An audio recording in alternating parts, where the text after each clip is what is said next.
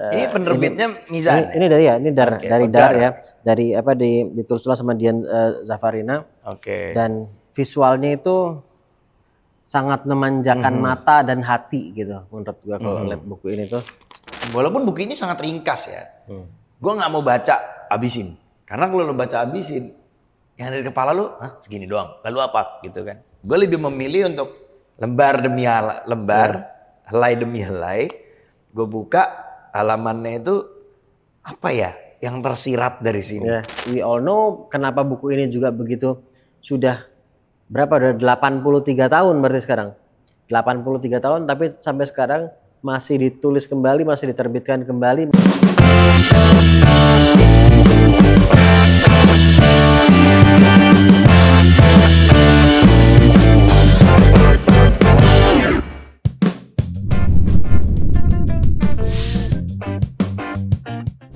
Action. Silahkan buka. Silahkan buka. Assalamualaikum warahmatullahi wabarakatuh. Tadi lu ngomong apa? Apa? Tadi ngomong apa? Silakan apa? Silahkan buka. Alhamdulillah, Allahumma lakasumtu. Dan dia pas dia makan juga lagi, pas dia makan. Kembali di ngebahas yang ngebekas, pastinya kita tidak ngebahas sinopsis, kita tidak ngebahas rating, kita tidak ngebahas mana yang terbaik, tapi yang kita ceritakan adalah apa yang ngebekas, ngendap makna dan rasanya dari karya-karya, buku, lagu, dan juga film. Sehat, Pak. Alhamdulillah. Kali ini kita bahas apa, Mon? Buku, lagu atau film, Mon? Kata lu buku. Buku. Hari ini kita bahas buku apa, Mon? Apa ini namanya? Little Prince. Little Prince. Little Prince. Ya ini of course salah satu buku terlaris sepanjang masa ya kan. Hah? Sampai hari ini Mas? Sampai hari ini sudah terjual lebih dari 200 juta kopi lebih, diterjemahkan ke 600 bahasa dan dialek. Karena kalau dan juga ini kita juga akan mengangkat ini salah satu, ini buku yang kayaknya dibaca saat kita kecil, dibaca saat kita remaja, dibaca saat kita dewasa, dibaca saat kita tua, akan punya value yang membekas dengan caranya masing-masing. Dan ya siapa yang nulis ya? Nama belakangnya itu Exupéry, Saint siapa gue lupa nama belakangnya. Nah Antoine de Saint-Exupéry, nggak ngerti cara bacanya. Tapi gue baca buku ini dari pertama kali waktu gue kayaknya SMP ya. SMP apa SD akhir gue lupa. Dan gue udah baca buku ini I think 3 to 4 times, mungkin 4 kali ada kali. Tahun berapa berarti dia rilis? Ini 1943. Ya, memang buku lama dan dari Le Petit Prince Antoine de Saint-Exupéry. Dan kalau versi Prancis kan asli dari Prancis dengan judulnya ya The Little Prince dalam bahasa Inggrisnya, bahasa aslinya Le Petit Prince atau gua nggak ngerti bahasa Prancisnya, tolong dibantu ya pronunciation saya. Dan dia nulis ini tapi waktu dia sedang diasingkan di tahun 43, dia masih di New York, dia nulis ini. Dan setelah itu dia tuh kan sempat ada di pesawat pengintai atau apa dan terus hilang, nggak ada kabar sampai sekarang, nggak tahu. Jadi meninggal saat pesawatnya itu entah kemana gitu. Kalau gua nggak salah, kalau ada yang tahu tolong koreksi. Kalau seandainya salah, tapi itu informasi yang gue dapat.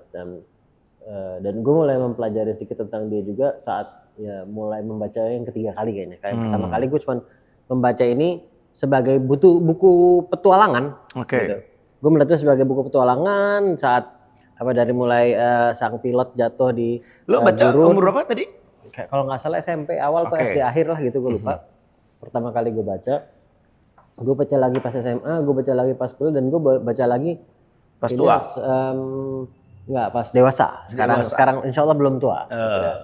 Nah, dan menariknya memang selalu ada hal yang berbeda, ada sudut pandang yang berbeda, ada rasa, kita bicara soal rasa kan, ada rasa yang berbeda ketika membaca ini di umur yang berbeda menurut gue.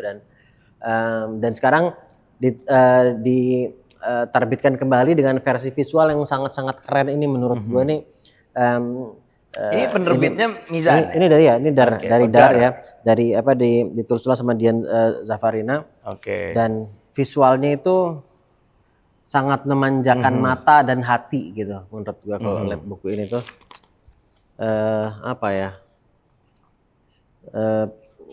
kayak apa yang gue bayangkan saat membaca waktu masih kecil tuh kayak dituangkan secara visual juga dengan sangat-sangat bagus gitu.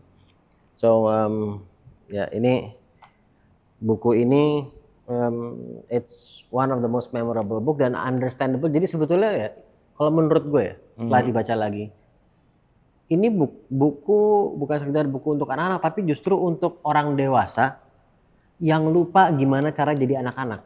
Oke, apa istimewanya maksudnya? Jadi karena buku ini membawa kita untuk mengingat kembali hal-hal yang dulu kita rasakan dengan begitu mudah. Dulu kita tentang imajinasi kita, tentang being playful, tentang the beauty of life, tentang friendship, tentang kasih sayang. Nah, tetapi lewat kisah-kisah yang perjalanan yang menarik dan banyak simboliknya, makanya karena banyak simboliknya jadi kan saat kita kecil kita hanya melihatnya sebagai petualangan aja gitu, tapi when you grow up salah satu hal yang menurut gua tanpa kita sadari mungkin itu semakin terkerdilkan dalam diri kita seiring usianya bertambah adalah imajinasi tadi itu. Ya, waktu lu kecil, waktu pertama kali lu baca pas SMP, bedanya apa sama ketika lu baca pas sekarang? Karena saat gue baca sekali lagi pemaknaan cerita, ya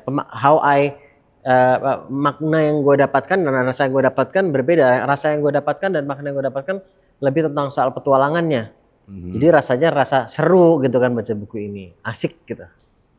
Tapi saat lebih dewasa itu lu semakin reflektif membaca buku ini, bukan soal serunya tapi lu reflect things that you miss gitu karena lu bertambah usia lu, tapi ada hal-hal yang dulu ada hal-hal yang dulu itu meaningful gitu ya, tapi lu kayak jadi mudah aja untuk mengabaikan gitu, kayak even sesimpel ini ketimbang gua ngomongin. Nah, ya makanya. Gua kasih lihat contohnya ya.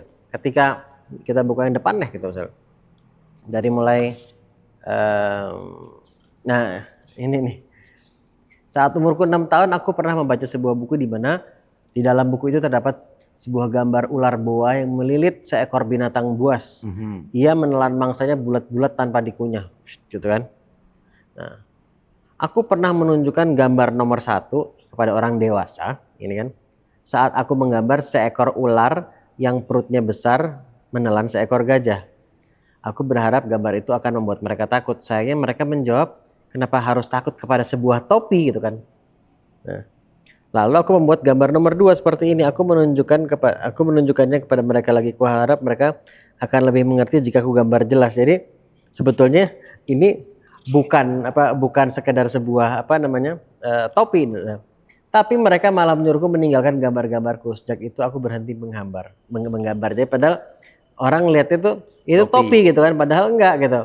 Jadi ini ketika aku tunjukkan lagi kepada teman-temanku yang dewasa, mereka bilang itu gambar topi gitu.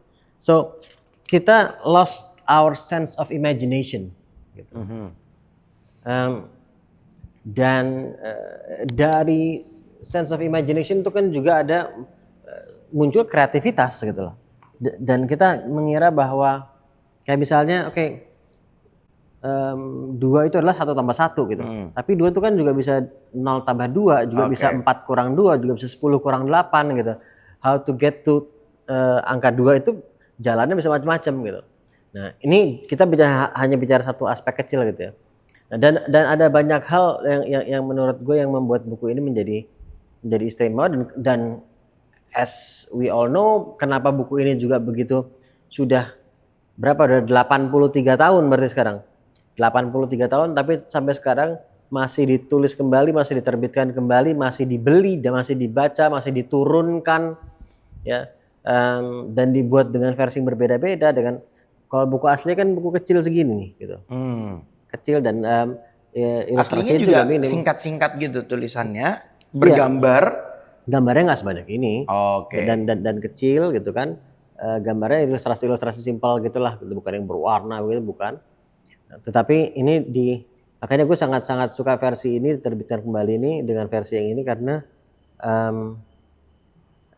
membuat gue merasa it captures the feeling of the imagination, karena colorfulnya, visualnya soft tapi juga lu dapat sense of wondernya.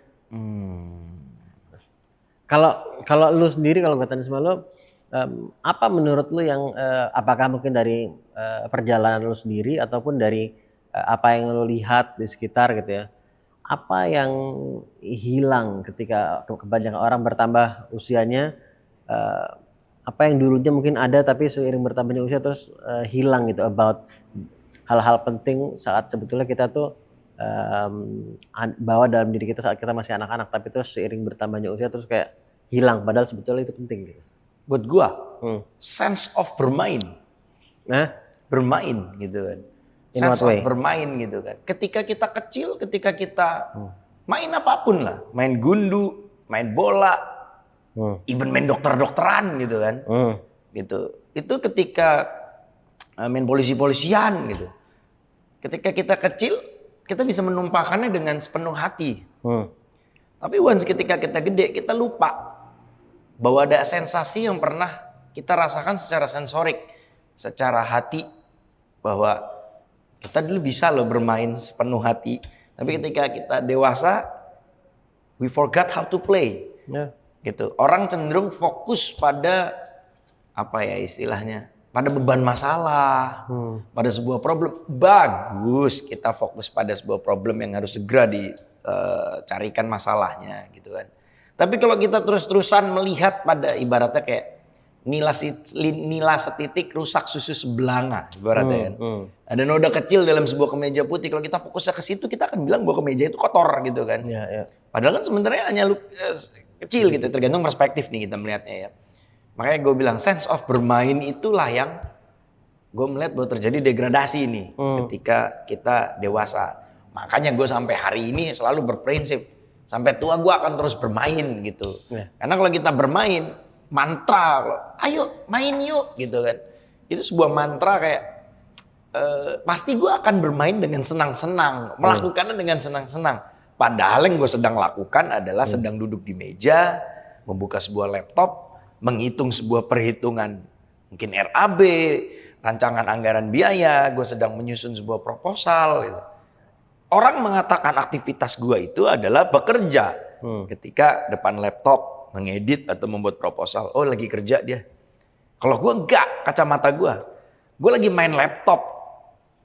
Apa yang gue tulis, ya ini gue lagi main nih, lagi nulis ini gitu. Karena kalau gue bilang gue kerja, gue beban. Gitu. Makanya buku ini kan gue tahu ya telat lah ya hitungannya. Yang membuat gue pertama kali penasaran adalah terkait Odyssey. Dalam artian Odyssey itu gini. Ini kan cerita tentang seorang pilot yang jatuh ke gurun kan. Lo tahu kan bahwa gue menyukai epos-epos penjelajahan gitu. Ini bayangan gue tuh waktu dia jatuh di gurun tuh kayak film-filmnya Lawrence of Arabia gitu. T. Lawrence gitu kan. English Patient gitu kan. Jatuh di gurun. Itu yang di kepala gue tuh langsung film dewasa. Maksudnya yang kayak ya udah pilotnya bayangan gue adalah Ralph Fiennes gitu kan, atau mungkin versi mudanya dikit adalah Ryan Gosling mungkin gitu kan, terdampar gitu dengan pakai jaket kulit coklat, kacamata tebal yang nempel sini kacamata pilot lah gitu kan. Ya seperti itu yang ada di bayangan gue malah gitu. Cuman gue belum walaupun buku ini sangat ringkas ya, gue nggak mau baca habisin, karena kalau lo baca habisin yang dari kepala lu, segini doang, lalu apa gitu kan. Gue lebih memilih untuk lembar demi lembar, helai demi helai, gue buka halamannya itu apa ya yang tersirat dari sini. It's an art, it's a work of an art gitu kan. Dan tahun 1943 Antoine ini kan berpikiran kan, ada tujuan dia ketika menulis ini gitu kan, gambar ini gitu. Bahkan ketika dia menggambarkan, ya gue udah baca di part awal ya, seekor ular yang menggigit seekor gajah menjadi sebuah topi, siluet topi. Itu tahun segitu dia udah bisa kepikiran hal itu gitu kan maksud gue. Nggak mungkin dia langsung nulis itu tanpa ngebayangin apa. Berarti dia nulisnya dari ngeliat topi dulu. Dia ngeliat topi dari samping. Oh ini kayak ular. Ini ya gitu. Imagination kembali lagi. We play with our imagination. Gitu. Ya, soalnya gue belum rampung. Karena gue harus tersirat nih. Apa yang disampaikan di setiap halamannya. Dan menurut gue, ya makanya orang punya stylenya masing-masing kan dalam mengkonsumsi, kalau gue boleh bilang gitu kan, si cerita ini dengan makna-makna di baliknya gitu. Kayak gue baca, I enjoy it, and then I read it again karena it's very short sebetulnya, and I read it again, but then mungkin ketika gue baca yang kedua kalinya, yang ketiga kalinya, ada hal lain yang sebelumnya nggak semengena itu, atau bagian yang tadinya nggak semengena itu ke hati. Kali ini pas baca yang kedua kalinya, bagian tertentu lebih kena buat gue, karena ya tadi kita membaca di fase hidup yang berbeda gitu ya menurut gue. Yang tadi lo bilang sense of play itu kan bukan kerja tapi bermain tadi kan, dan persis kata-kata lo tadi adalah perspektif gitu kan, dan that is what this book is about sebetulnya. Bagaimana kita jadi lebih bisa menggunakan, memilih dan menggunakan perspektif yang sebetulnya lebih bisa membawa kita enjoying life, enjoying the moment dalam hidup gitu ya. Bahkan momen-momen yang mungkin kalau dari perspektif tertentu momen itu jadi terlihat masalah, beban tadi lo bilang.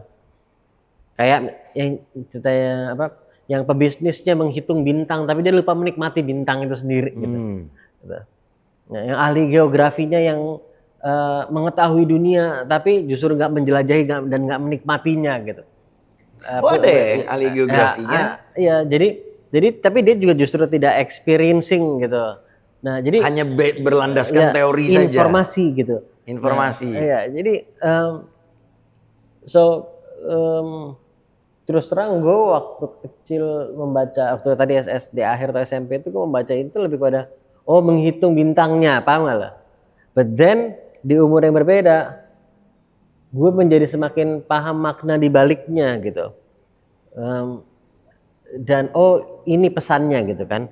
Di umur yang lebih tua lagi gitu kan, rasanya kayak diingatkan gitu. Jadi makanya gue bilang ini buku untuk orang dewasa sebenarnya. Ya anak kecil tentunya juga iya pastinya. Tapi untuk orang dewasa, apalagi yang nggak banyak waktu untuk atau merasa nggak banyak waktu, karena sebetulnya you can always make time to read. Gitu. Atau mungkin nggak bahwa buku ini sebenarnya sudah dirancang oleh si Antoine ini.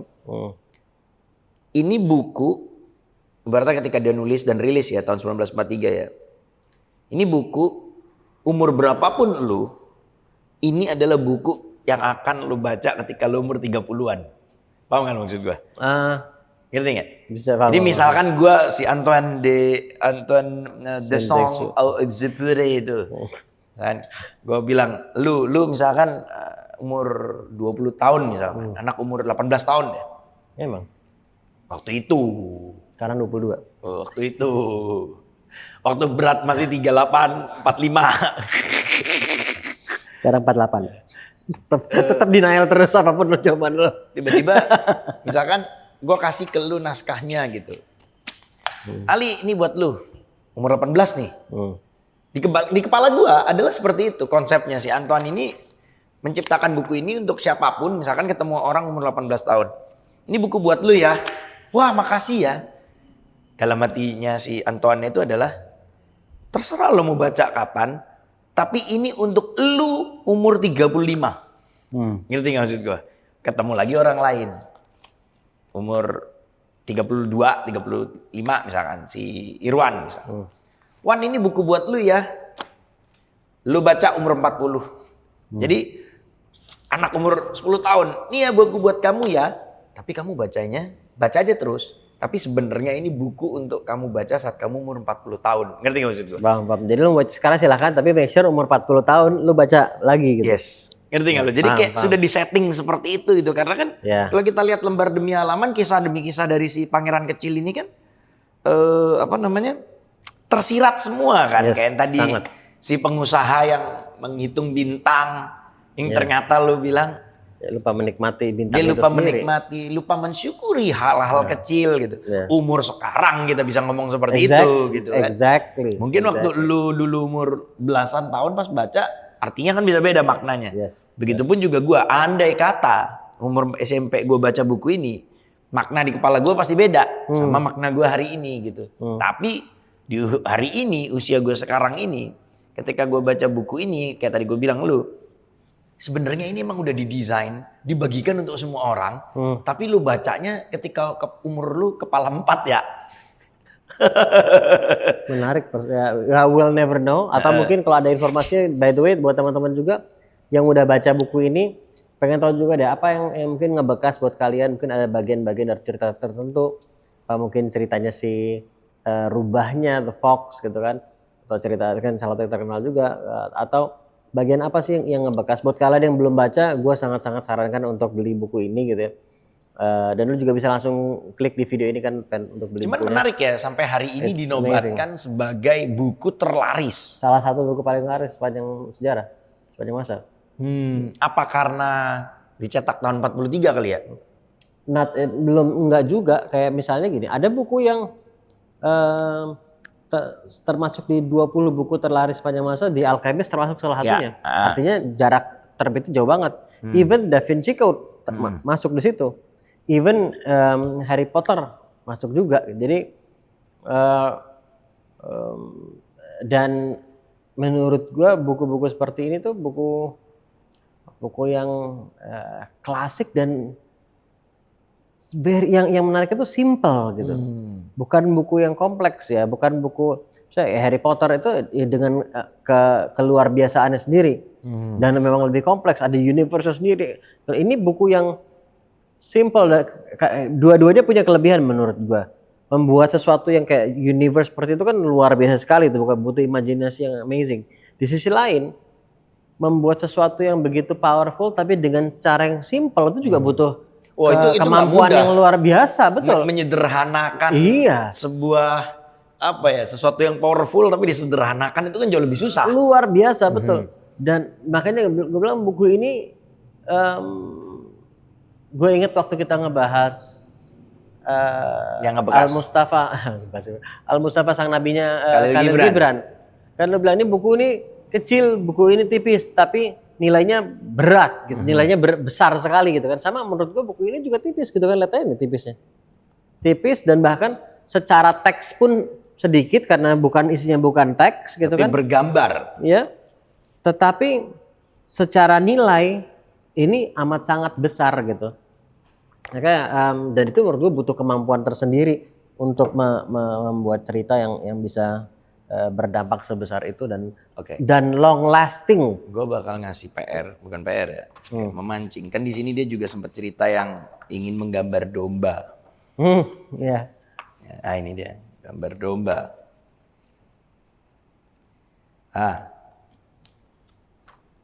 Ini bagi si pangeran kecil, ini adalah domba yang sedang tertidur. Coba. Kebayang nggak domba ini sedang tertidur? Kalau kebayang, ceritakan di kolom komentar. Dapat hadiah nanti. The Little Prince yang terbaru. Ceritain, deskripsikan. Apa maksudnya? Kok itu jadi domba yang tertidur ya? Gitu. Baca bukunya. Dan kalau udah baca sekali lagi share di komen. Kesan seperti apa, rasa seperti apa, makna seperti apa yang kalian dapatkan. Kalau belum, sekali lagi kita sangat nyaranin get this book, buy this book, and read this book. Dan jangan buru-buru bacanya karena toh emang nggak butuh waktu lama. Tapi lebih kepada nikmati membacanya, resapi gitu saat membaca juga. Karena ini buku yang amat sangat bisa berdampak if you want it to be berdampak. Gitu. So, kalau kamu ada Ada yang pernah ngebaca versi Indonesianya atau versi orinya bahasa Prancis, kita kan nggak tahu ya. Yes. Punya yang bahasa Versi-versi Prancis atau Inggrisnya. versi bahasa Inggris. Ceritain di kolom komentar The Little Prince ini apa yang ngebekas di kamu. Dan kalau bisa jawab yang tadi saya bilang. Apa gue bilang tadi kan, bagaimana kok bisa gambar ini bisa menjadi sebuah domba? Lu sama gue memiliki imajinasi yang berbeda tuh pasti. Coba kalian ceritakan, deskripsikan. Nanti Ramon akan naik sepeda ke rumah kalian ngasih bukunya. Ya. Sponsor sepeda dari Polygon, bukunya dari Mizan. Aus, gue minum kopi Fore. Panas-panas, makan es krim Sorcelli. Bagus. Ini kita undang-undang sekaligus ya. Banyak sponsor, silakan yang datang mau datang boleh. Gitu. So, thank you sekali lagi teman-teman. Kalau ada usulan juga karya-karya apa lagi yang perlu kita bahas, mau itu buku, film, lagu, let us know juga. Dan sampai di sini dulu, kita ketemu di episode selanjutnya hanya di ngebahas Yang ngebekas. Thank you. Assalamualaikum.